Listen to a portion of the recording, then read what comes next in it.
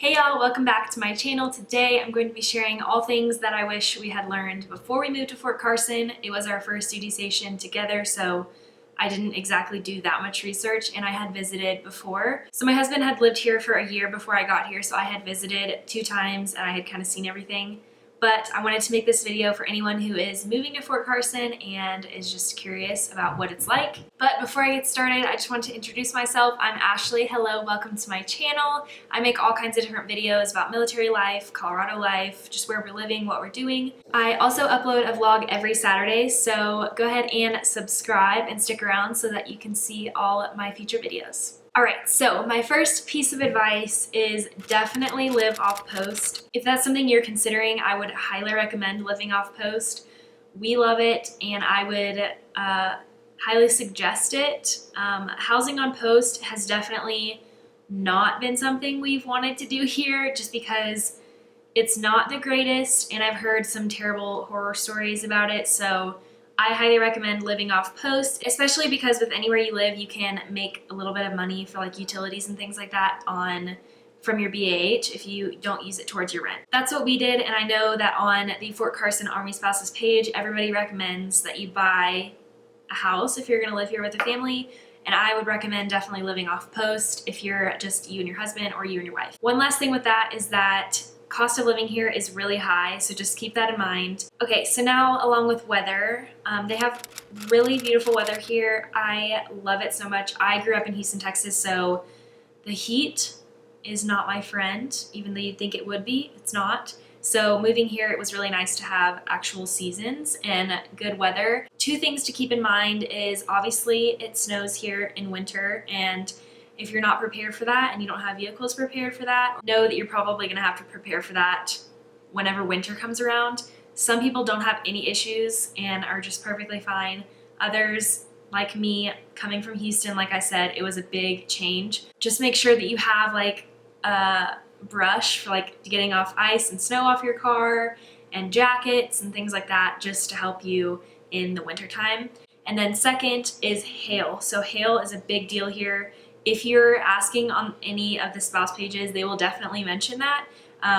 My husband's car actually got totaled from hail when he was first here, so it is something to prepare for. If you can get an apartment or a house with a garage, I highly recommend doing that because it can really do a lot of damage to your car really quickly, and there's not much that you can do about it. With it being Colorado and just the location, I feel like there is so much to do outside, and if you really don't enjoy doing outdoor activities, you're probably not going to enjoy Colorado, I'll just be honest.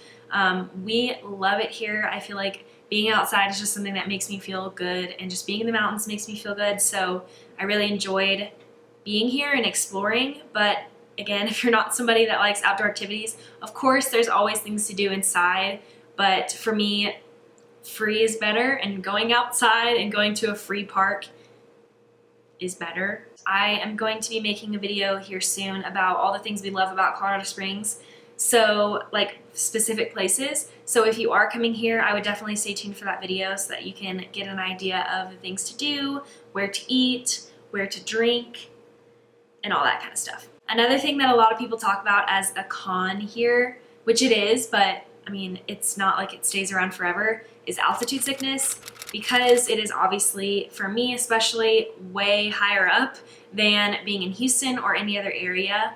Altitude sickness is inevitable, it's going to happen. Some people, obviously it affects more than others, but for me, it's just kind of like whenever I travel somewhere, like if I go back home and come back, it's like the first 3 to 4 days of just feeling kind of off and getting headache, like really light headaches, just feeling really weird. Honestly, it's not something that I can kind of explain. It's just something that you go through whenever you have altitude sickness. But drink lots of water. Whenever you're about to move here and whenever you get here, be focused on drinking a lot of water. It totally helps.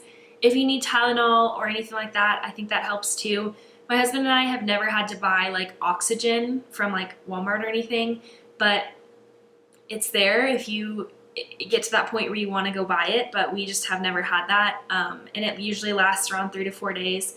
For me, my husband never talks about altitude sickness, so I feel like he doesn't get affected by it, so kind of depends on who you are, things like that, but I recommend drinking a lot of water whenever you're moving here. My last major thing that people talk about on the spouse page is field and training days. So this will obviously depend on your spouse's unit and what their job is, but for my husband specifically, in my experience, I don't want to like say that anyone is better or worse off or anything like that, but he last year, which this year obviously we aren't going anywhere, it's 2020 if you're watching this at any point past right now, but we're in the middle of pandemic, so obviously he's not going out to the field or anything right now, but there are deployments happening right now, but we are PCSing here pretty soon, so he is not being deployed or anything like that.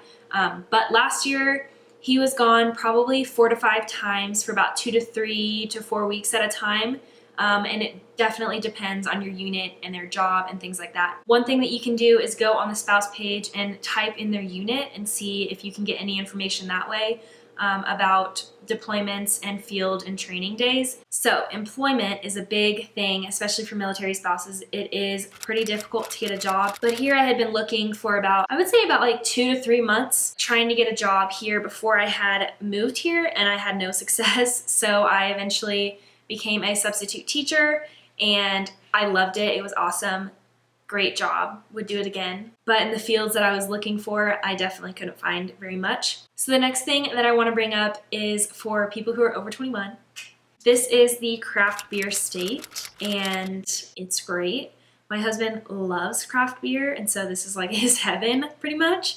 But there are so many different breweries and things around and so many different places to go and visit for the experience, but also their beer. But there are also a lot of restaurants around here that we really like and enjoy. But I will be making a video in the next week or so about all of those. Just wanted to let you know, for those people who care about that, craft beer is huge here and it's fun and it's a great experience to go to all these different breweries. We really enjoyed it. That is something to look forward to here. A lot of people don't like the restaurants here. I'm gonna be honest, if you're from Houston or anywhere where like food is huge, it's not the best. Like there aren't hundreds and hundreds of awesome restaurants, but there are some great ones that I'll mention in that next video. Last thing I have to mention is drivers here are insane. People here will be on your butt like nobody's business. They do not care if you are in their way. They will make you move. But yeah, other than that, there's probably 50-50 about how like kind people are here.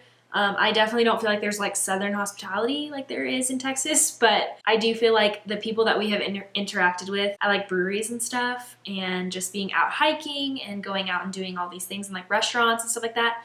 Everyone has been fairly kind. So we do love it here so much. I'm so sad we're leaving, but I'm also really happy we're leaving. But yeah, if y'all have any questions, please don't be afraid to ask me. You can DM me on Instagram. I'll put them right somewhere right here. If you're not comfortable commenting on the video, but if you are, please do. I love hearing from you guys. I love having a full-on conversation with y'all. So if you liked this video, go ahead and give it a thumbs up. Don't forget to subscribe before you leave, and I will see you guys in my next video. Bye!